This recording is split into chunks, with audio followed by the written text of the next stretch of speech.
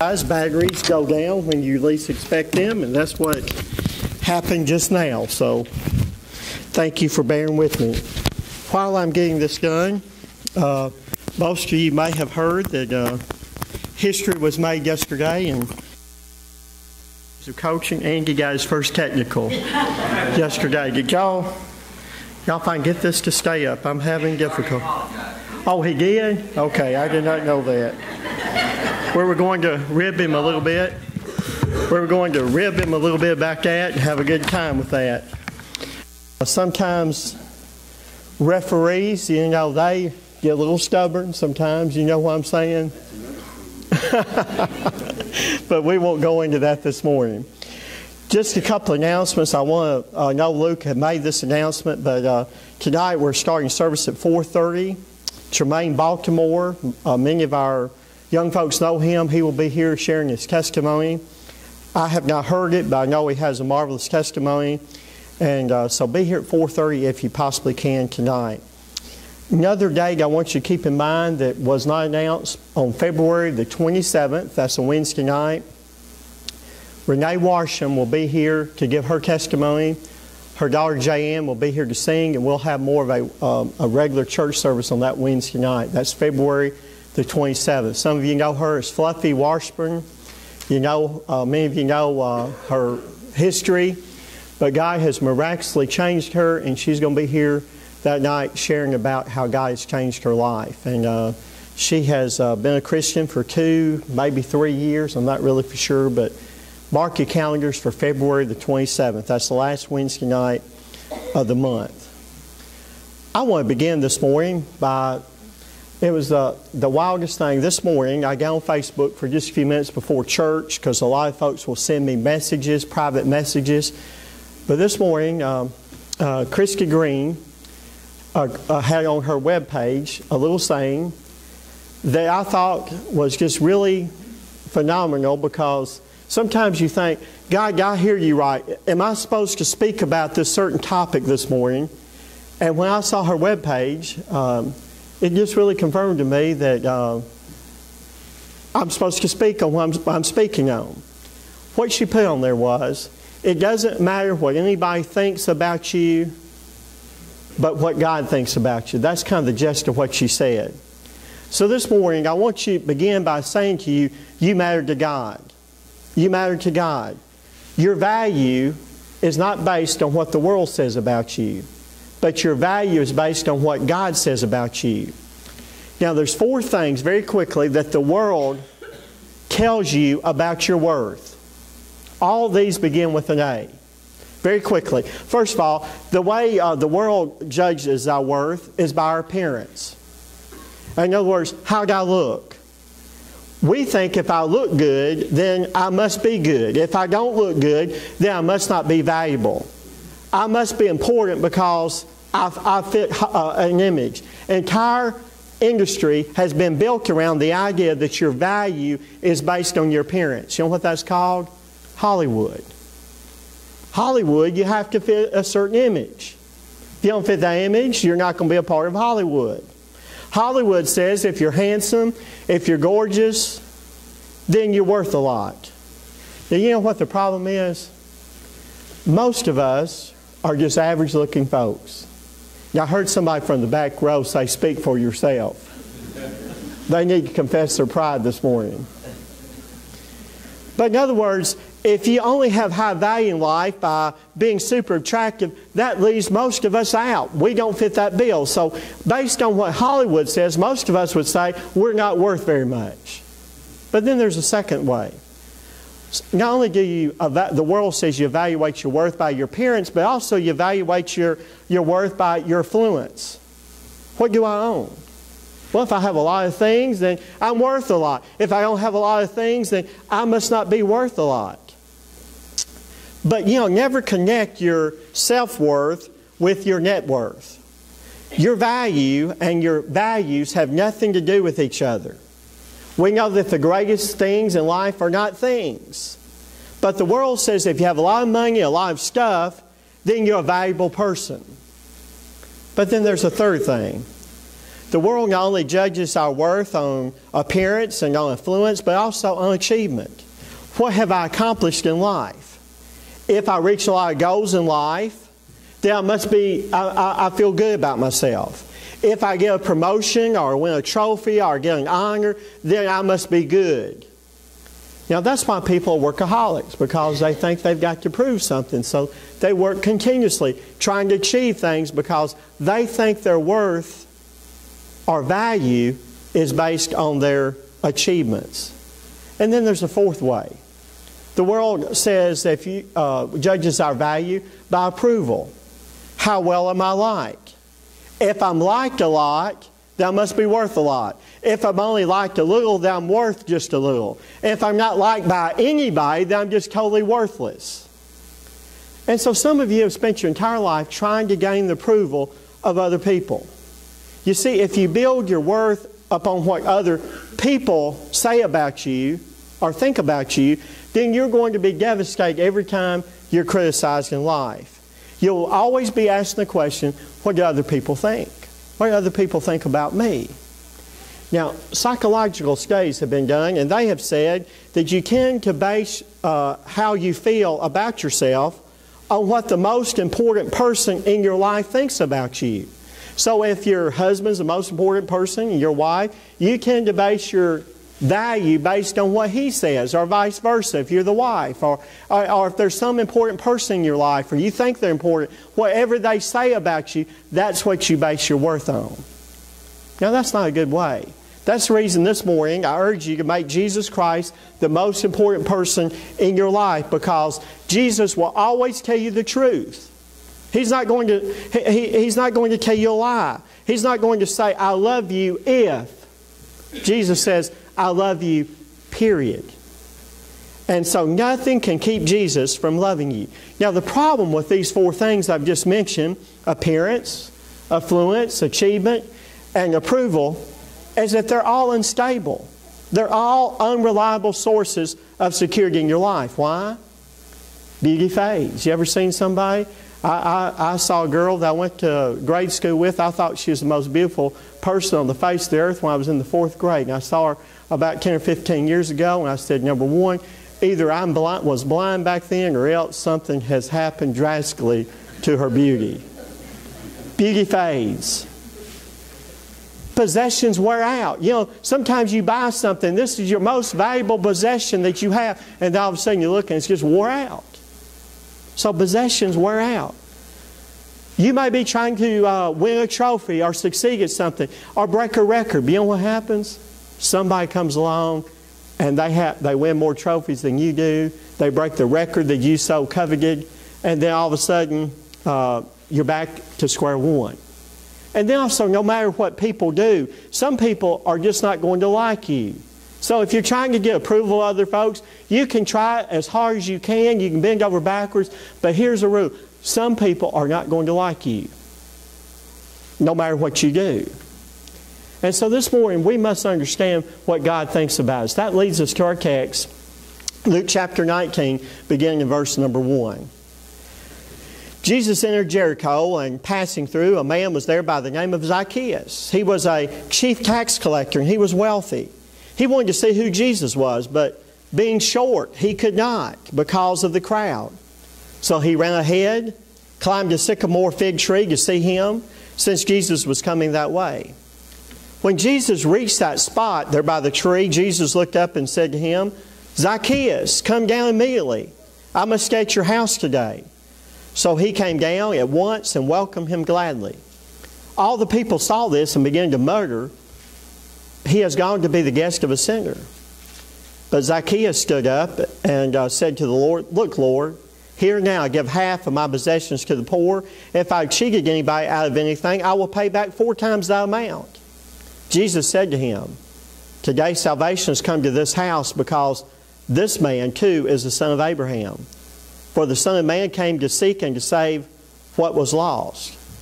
Now let's go back and think about those 4 ways that we judge our value. We judge it by what? Appearance, by affluence, by achievement, and by approval. Now let's look at that and apply that to Zacchaeus' life. Well, truthfully, we can look and see already in 3 of those areas, he just struck out immediately. Now, the 4th area, we're talking about possessions. He was wealthy, but why was he wealthy? He was wealthy because of his corruption, because he was dishonest. Now, of those 4 ways we value, or the world judges our value, he struck out on 3 of those. Let's just go back, first of all, and say, number 1, Zacchaeus doesn't like his appearance. Why? The Bible tells us he was short. He was so short, he couldn't see over the crowd. He's shorter than anybody else. History, or some secular historians tell us, Zacchaeus was probably the shortest man in his whole town. Now, can you imagine being the shortest man in your whole town? He was probably teased. He was probably ridiculed his entire life about his height. So probably Zacchaeus' entire life, he had heard hurtful, cruel nicknames given to him. So Zacchaeus learned the opinions of other people doesn't matter because he was constantly made fun of. So he just kind of ignored them. And so he didn't like his appearance. Second of all, Zacchaeus is not liked by anybody else. Notice it says he was a chief tax collector. Now you know what that means? He was hated by everybody. Nobody liked Zacchaeus. Tax collectors are never popular people. Now you don't call the IRS and say, hey, come over and have dinner with me and do an audit on my finances. You don't do that. And so the Roman tax collection system was corrupt to the very core. Now, first of all, Zacchaeus had to bribe an official to get that job. You couldn't just get that job without bribing a Roman official. So he had bribed a Roman official to get the job. Once you get that job, you're going to make a lot of money. But you were dishonest in order to get that job. Now, also, you could collect. Rome has a certain amount that you had to collect. Anything you collected above that, you got to keep. So some of them collected over 10 times the amount that they were required by Rome to keep. And also, they were hated by the Jews because they saw the Romans as an invading country. So you were committing treason because you were working for the enemy. And so everybody hated Zacchaeus. It was like going over to the enemy side. And so no self-respecting Jew would ever become a Roman tax collector. It was just unthinkable.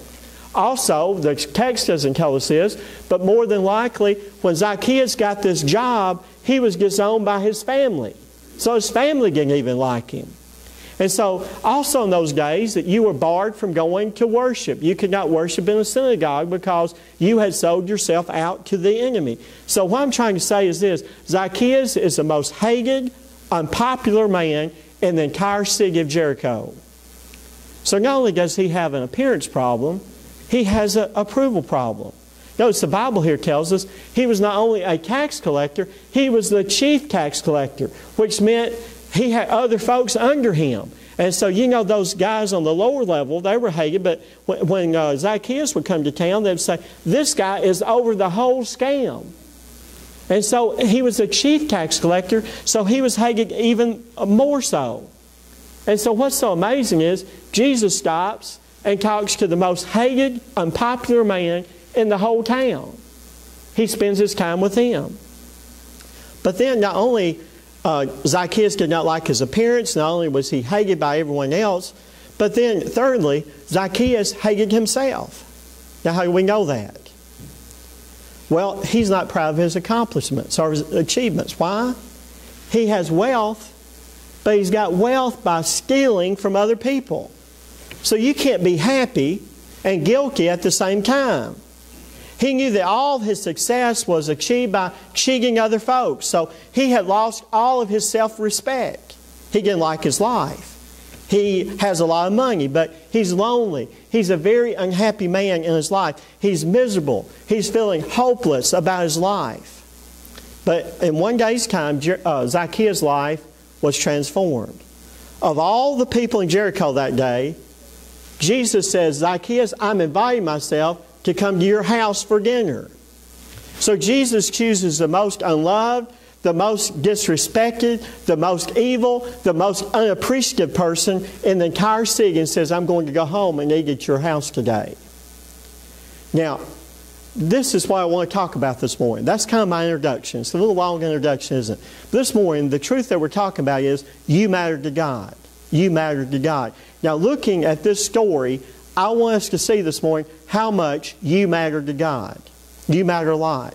First of all, no matter how small I feel, Jesus notices me. This morning, you may be feeling small. You may be feeling nobody cares. But this morning, I want to say to you, Jesus notices you. When Zacchaeus heard that Jesus was coming to Jericho, Zacchaeus wants to see Him. Now, Zacchaeus does two things that wealthy people never did or would never do.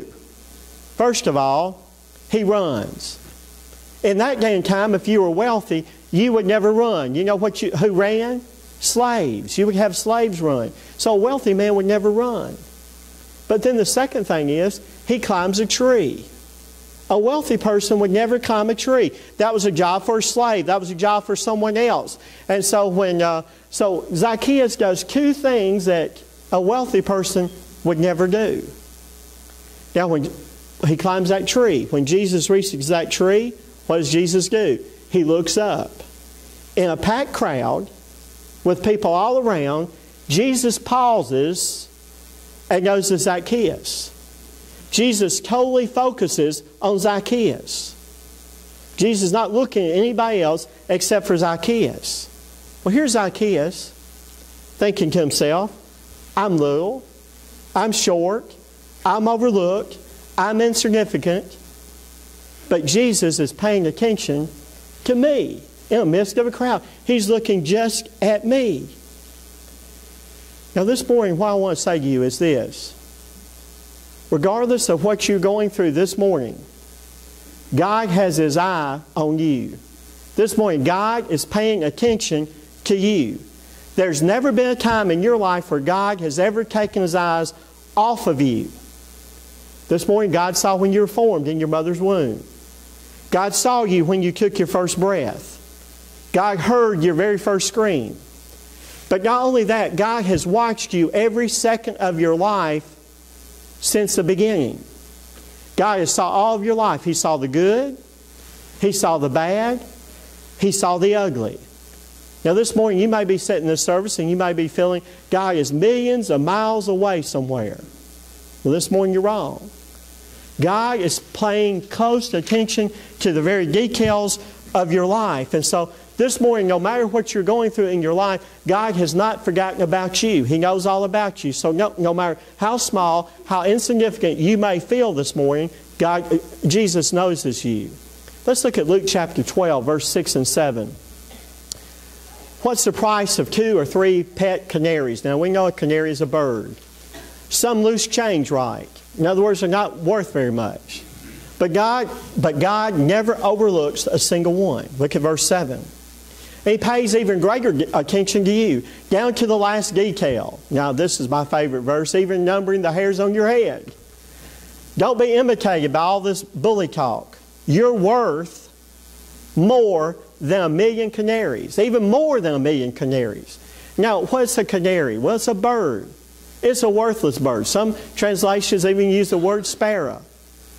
Have you ever noticed how many birds are out there?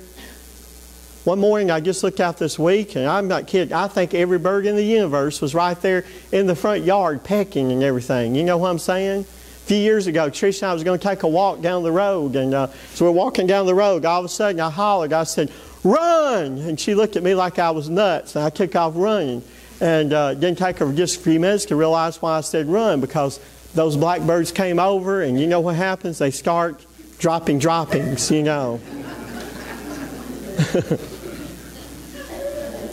But you just think how many birds there are out there. They're everywhere. But notice, according to this verse of Scripture, Jesus knows the details of every one of those little single worthless birds. He knows all about their life. But then the verse says, He cares so much more about us than He does a worthless bird. Why? We're the crown of His creation. So this morning, God notices every one of them. Now, Valentine's Day is coming up on February the 14th. That's on a Thursday night. So I want to give the guys a little heads up on that. And hopefully I won't get in trouble for what I'm fixing to say this morning. But the greatest expression of love is not giving flowers or a box of chocolates. The best expression of love is giving attention. When you give your attention to somebody, you are giving them part of your time. And your time is your life. And when you give them time, you can never take back that time. You are giving them a part of your life. And so this morning, God is giving you His time. He's paying attention to you because you are a part of His life. And also God pays attention to you because He loves you. And so the first thing this morning I want us to see very clearly is, no matter how small you may feel, Jesus notices you. But then there's a second thing. No matter who ignores me, Jesus knows me. Now notice, Jesus doesn't just notice you, He knows you. Now notice, He calls Zacchaeus by name. How did He know Zacchaeus' name? The same way He knows your name, because He made you, He created you. He's God. God not only knows where you are, He knows who you are. He not only knows what you're going through right now, He knows it better than you do. But He knows why you're going through it. He knows how you feel this morning as you go through it. So it was a shock when Jesus looked up in that tree and called Zacchaeus by name. You know why? That's probably the first time in a long time that Zacchaeus was called by his name, Zacchaeus. People would probably say, there's that crook. There's that scoundrel. There's that hated person. So for the first time, probably in a long time, Zacchaeus was called by his name. And let's don't miss this. What does Zacchaeus mean? What does his name mean? It means pure one. So Jesus was looking and saying, pure one, come down out of that tree. Now, Zacchaeus was anything but pure. So Jesus was looking at Zacchaeus and said, Zacchaeus, we're not going to discuss your past right now. I'm looking to see what your future's like. And you have potential in your future. I made you, I created you, and you have not fulfilled the plans I have for you. So pure one, come down because I see your future. In your future, you can live up to your name. You can be the pure one in your life because you can live up to that reputation. And so Zacchaeus, Jesus was looking at him and says, I see your potential. Look at Isaiah 49, verse 15 and 16. Never can a mother forget her nursing child. Can she feel no love for the child she has born? But even if that were possible, I would not forget you. Now that's Jesus speaking. That's God speaking. Now look at verse 16. This is what I want us to pay attention to, the very first part of that verse. See, I have written your name on the palms of my hands. Now, you know what that means? What that means is, I've got scars all over my body. Somebody asked somebody one time if I had been in a car wreck. When I was a kid, every time I hit, I always got hit in the head. That's the reason I got such a hard head. But I've got scars everywhere. But you know something? There's not going to be any scars in heaven except for the scars in Jesus' hands. You know why those scars are not taken away? It is a reminder every day of our life, even when we get to heaven, how much God loved us, how much God loves us and loved us. So the only scars that will be in heaven, scars that's in Jesus' hands. Now you know some of you this morning, maybe just like Zacchaeus. He was probably never called by his name, but called by other demeaning names in his life. Some of you may still remember the names that you were called. Names that you were called maybe by your mom or dad, or names that you've been called by other people. For instance, you'll never amount to anything. Why can't you be like your brother or sister? You're just a failure. You're going to end up in prison. You're dumb. You don't matter. All these things might have been said to you somewhere along in your life. But you know something? God knows our name. He looks at Zacchaeus and he says, pure one, I see in you what I made you to be, and you can live up to your potential. So he says, never give up on that, Zacchaeus. You can change your life. And this morning, God is looking at us and He's saying, look how much I love you. There's a nail prints in my hands. He says, I know your name. I call you by your name. He says, I'm not going to say derogatory things about you, even though there's a lot of things in your life that you may have done wrong up to this point in your life. But He looks at Zacchaeus and He says, pure one, because he has the potential to change. And so this morning, no matter who ignores you in life, Jesus knows you. Number 3, no matter what I've done, Jesus wants me. No matter what I've done, Jesus wants me. Notice Jesus invites himself to Zacchaeus' house. Jesus knows that Zacchaeus would be filled with guilt and shame and would never think that he was worthy enough to have Jesus in his house whatsoever. So what happens? Zacchaeus thinks to himself, I'm a sinner. I'm no good. I'm a cheater. I'm not worthy of having a relationship with Jesus. I've done so many bad things in my life. And so what does Jesus do? He takes the initiative. He says, Zacchaeus, I want to go to your house. I'm going to eat with you today. Now, I'm going to tell you something. I think with all my heart, Zacchaeus climbed down out of that tree in record time. I think he slid down that tree just like it was a fire pole. He got down out of that tree in record time because I think it literally blew Zacchaeus' mind that Jesus wanted to come to his house. I think he was totally shocked. Why? Because like us, all of us have fallen short. All of us are ashamed of things that we've done in our life. How do I know that? You're a human being. All of us have fallen short. I fall short as a parent. I fall short as a husband. I fall short as a pastor. I fall short as a person. I don't measure up to my own standards, much less to God's perfect standards that He has in life. But then I realize something. Jesus is more interested in changing me and changing you than He is in condemning us. Now this morning, let's just pretend that I have a $100 bill here in my hand. If I were to ask you this morning, who wants this $100 bill? Whoever wants this $100 bill can have this $100 bill. You know what's going to happen? Every hand's going to go up. They want it. Now, let's just say after I ask you that question, I have the $100 bill here, and I'm going to tear it just a little bit and kind of ruffle it up a little bit and kind of make it look a little bit old. And then I ask you the same question. Who wants this $100 bill? It's got a few tears in it. Do you want this $100 bill? It's got a few tears in it. You know what's going to happen? You're going to say, yes, I want it. Now let's just say I took that same $100 bill that I have tore on it and everything, and I just stomp it, and my shoes have mud on it. I stomp it and just kind of move it around a little bit, hold it up, and do you still want this $100 bill? You know what you're going to say? Yes. You know why? It doesn't matter if I stomp it, it doesn't matter if I tear it, it doesn't matter what I do to it. It's still what? It doesn't change its value. It's still worth $100.